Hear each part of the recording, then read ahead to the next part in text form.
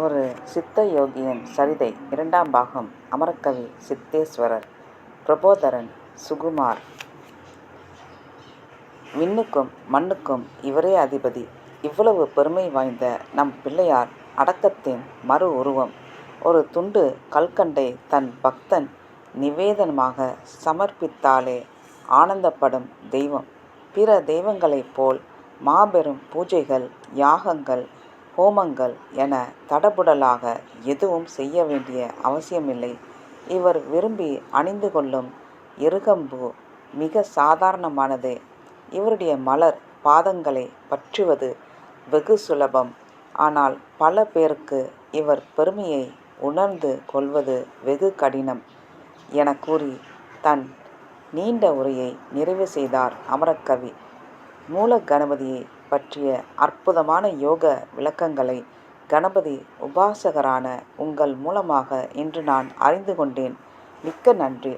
ஆனால் பொதுவாக மக்கள் விக்கினங்கள் நீங்கவும் லௌகீக காரியங்கள் தடையில்லாமல் நிறைவேற்றும் நோக்கத்துடன் மஞ்சள் பிள்ளையாரை பிடித்து வைத்து அத்துடன் காரியம் நிறைவேறியவுடன் அவரை மறந்து விடுகிறார்கள். வெறும் ஒரு சம்பிரதாயத்துக்கு மட்டுமே அவரை வணங்கி வருவதால் அவருடைய பெருமைகளை, யோக சாதனையில் அவர் அள்ளித்தரும் யோக சித்திகளை பற்றியும் சரிவர புரிந்து கொள்ளவில்லை என்றுதான் நான் கருதுகிறேன் என பதிலுரைத்தார் பண்டிதர். மாத்ருகா மாத்திரை உயிர் மூச்சு. இன்னும் ஒரு ஆன்மீக இரகசியத்தை நான் உங்களுக்கு கூறப்போகிறேன். ஸ்ரீ மகாலட்சுமி கணநாதனின் தங்கை ஆவாள் என புதிர் போட்டு பேசினார் அமரக்கவி. அப்படியா? நான் இத்தனை நாள் ஸ்ரீ மகாலட்சுமியை செல்வத்திற்கும் அஷ்ட ஐஸ்வர்யங்களுக்கும் அஷ்ட தலங்களுக்கும் அதி தேவதையாகத்தான் கருதி வருகிறேன் என்றார் பண்டிதர். அது பொதுவான கருத்து. மூல கணபதி மூலாதாரத்தின் பிருத்வி தத்துவமாக குடிகொண்டிருக்கிறார். அவருடைய தங்கையான ஸ்ரீ மகாலட்சுமியே நம்முடைய உயிர் மூச்சாக திருமூலத்தில் மாத்ருகா மாத்திரை என்ற உயிர் மூச்சின் ஆற்றலாகவும் குடிகொண்டு இருப்பவள் என விளக்கினார் அமரக்கவி. மாத்ருகா மாத்திரை என்பதை பற்றி நான் சில வேதாந்த சாஸ்திர நூல்களில் படித்துள்ளேன். அதை பற்றி சில விளக்கங்களை கூறுங்களேன் என்று அமரக்கவியை கேட்டுக்கொண்டார் பண்டிதர். மாத்ருகா மாத்திரை சுவாசத்தின் ஓட்டமானது நம்முடைய மனம் உடலில் எடுத்துக்கொள்ளும் கால அவகாசத்தையே கைக்கட்டை விரல் அளவுகளால் அங்குலங்கள் என கூறுகிறார்கள். பொதுவாக மனிதனின் சுவாச ஓட்டம் என்பது 12 அங்குலமாக விழிப்பு நிலையில் உள்ளதாக குறிக்கின்றார்கள். கும்பம் சித்தியின் மூலமாக சுவாசத்தின் அங்குலங்களை படிப்படியாக குறைத்து வருவதை யோக சாதனையின் வெற்றியாக கருதப்படுகிறது. சுருக்கமாக கூற வேண்டுமானால் மனிதன் சுவாசத்தை இழுத்து பூட்டி வைத்தானொழிய அவனுடைய மேன்மைக்கு எந்த ஒரு வழியும் பிறக்காது. ஆனால் சுவாசத்தின் உள்ளேயே உயிர் மூச்சும் கலந்து இயங்குகிறது. எனவே மூச்சுக்காற்று என்பது உயிர் ஆகாது. மனிதனுடைய உயிர் மூச்சில் ஆற்றல் என்பது திருமூலத்தின் ஓய்வு கொண்டுள்ளது. அதை அடிப்படையாக வைத்தே மனிதன் மூச்சு விட்டு சுவாசித்து கொண்டு வருகிறான். அதன் அங்குலத்தை மாத்ருகா மத்திரை என்ற அளவில் கூறுகிறார்கள் என விளக்கமளித்தார். பொதுவாக மனிதனிடம் எத்தனை மாத்ருகா மாத்திரைகளின் ஆற்றல் அடங்கியுள்ளது? சராசரி மனிதனிடம் 12 மாத்ருகா மாத்திரை என்ற உயிர் மூச்சின் ஆற்றல் அடங்கியுள்ளது. மாத்ருகா மாத்திரையின் ஆற்றலை நாம் பெருக்க வேண்டுமா அல்லது குறைக்க வேண்டுமா? மாத்ருகா மாத்திரையின் ஆற்றலை நாம் பெருக்கிக் கொள்ள வேண்டும். யோகத்தின் முக்கிய குறிக்கோள் அதுவே. 14, 16, 18, 20, 22 என அதன் ஆற்றலை ஒரு புறம் கூட்டிக் கொண்டே செல்ல வேண்டும்.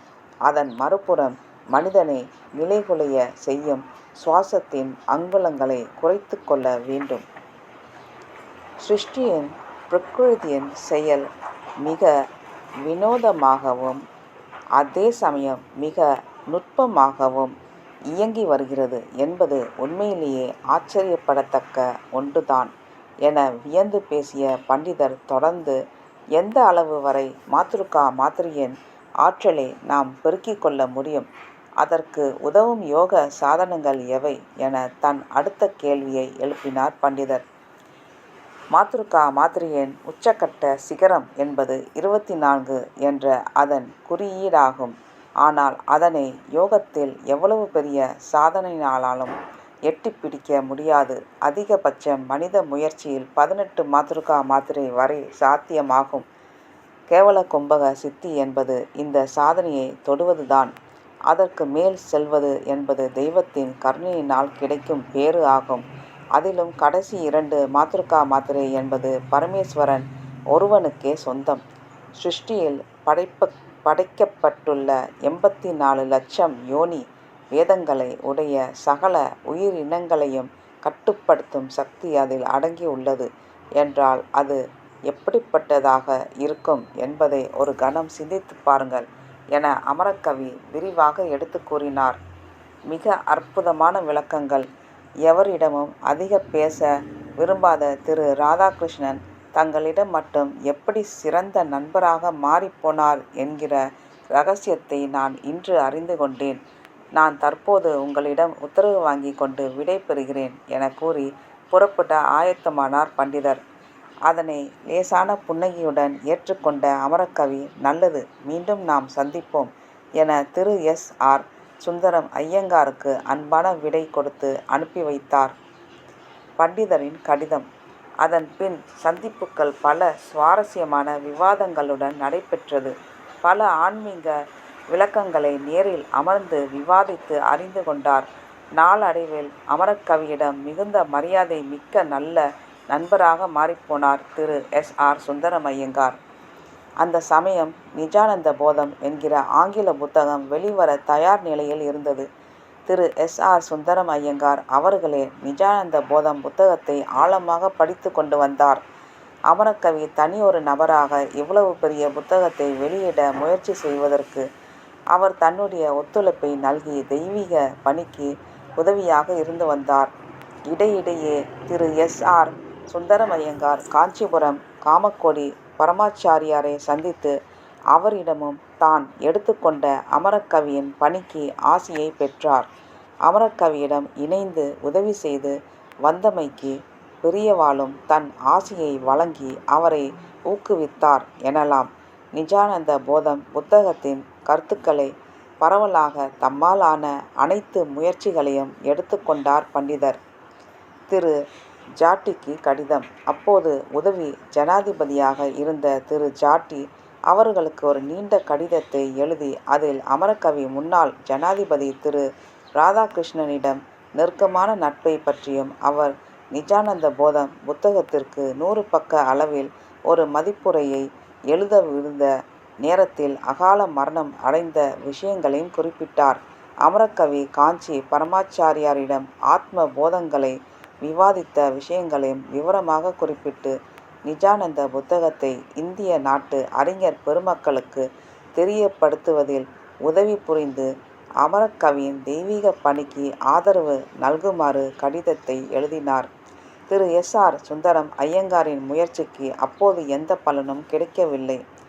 இது இப்படி இருக்கையில் ஒரு முறை திரு டி.எம்.பி. மகாதேவன் அவர்கள் அமரக்கவியின் தமிழ் கிரந்தங்களை எடுத்து வந்து தரும்படி நீண்ட நாள் முன்பு கோரியிருந்தார். அமரக்கவி நிஜானந்த போதம் ஆங்கில நூலினை அப்பொழுது மும்முரமாக எழுதி வந்த காரணத்தினால் அவருக்கு எடுத்து கொண்டு போய் தர சந்தர்ப்பம் இல்லாமல் இருந்தது. இதை பற்றி ஒரு முறை திரு எஸ்.ஆர். சுந்தரம் ஐயங்காரிடம் குறிப்பிட்டார். தமிழ் கிரந்தங்கள். சென்னை பல்கலைக்கழகத்தில் தத்துவ துறையில் பணியாற்றி வரும் பேராசிரியர் டி.எம்.பி. மகாதேவனை உங்களுக்கு தெரியுமா என வினவினார் அமரக்கவி.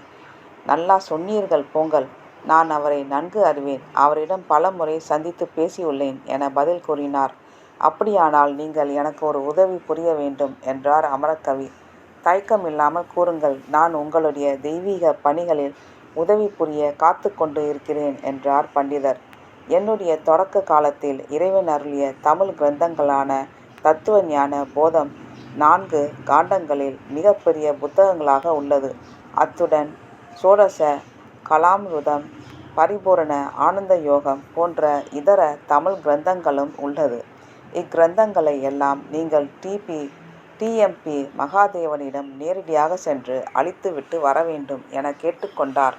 தங்கள் விருப்பப்படியே அதை இன்றே மகாதேவனை பார்த்து சமர்ப்பித்து விடுகிறேன் என்று கூறி ஒரு பெரிய பையில் சுமார் 7 தமிழ் கிரந்தங்களை எல்லாம் எடுத்துக்கொண்டு சென்னை பல்கலைக்கழகத்திற்கு புறப்பட்டுச் சென்றார்.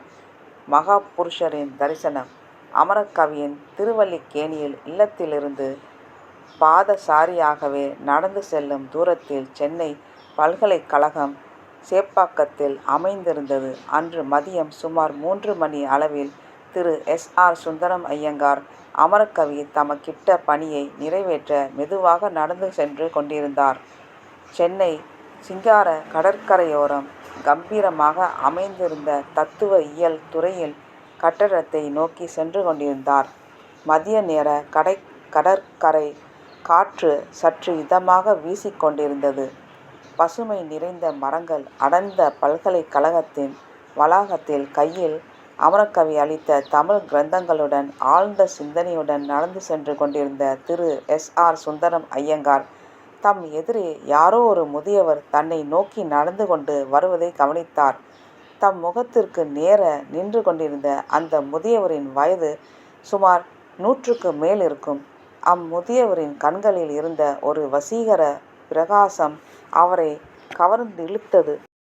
இம்முதியவர் எதற்காக தம் வழியை மறிக்கிறார் என்ற குழப்பத்தில் இருந்த திரு எஸ்.ஆர். சுந்தரம் ஐயங்காரை நோக்கி, உன் கையில் இருக்கும் இந்த கிரந்தங்கள் அனைத்தும் தெய்வீகமானது. இதை நீ ஜாக்கிரதையாக மிகுந்த பயபக்தியுடன் எடுத்து செல்ல வேண்டும். என்ன, நான் சொல்வது உனக்கு புரிந்ததா என அதட்டியும் பேசினார். இப்படியொரு கம்பீரமான குரலை தன் வாழ்நாளிலேயே கேட்டிராத திரு எஸ்.ஆர். சுந்தரம் ஐயங்காரால் பதில் கூற நா எழவில்லை. தம்மை சுற்றி ஏதோ ஒரு வகையான தெய்வீக சக்தி ஒன்று ஆட்கொண்டுள்ளதை மட்டுமே அவரால் உணர்ந்து கொள்ள முடிந்தது. அம்முதியவருக்கு ஒரு வணக்கத்தை மட்டுமே அவரால் செலுத்த முடிந்தது. அத்துடன் அவரை விட்டு அகன்ற அந்த முதியவர் அவரை தாண்டி சிறிது தூரம் நடந்து சென்று கொண்டிருந்தார்.